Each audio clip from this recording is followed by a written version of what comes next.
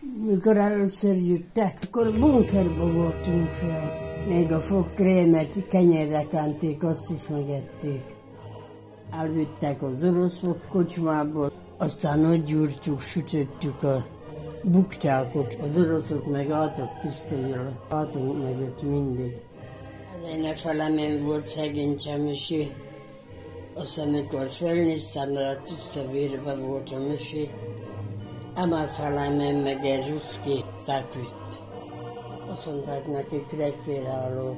Elvitték a lovakat, szekerestől tőlünk, lovastól. Na, utána héten meg a földeket is elvették.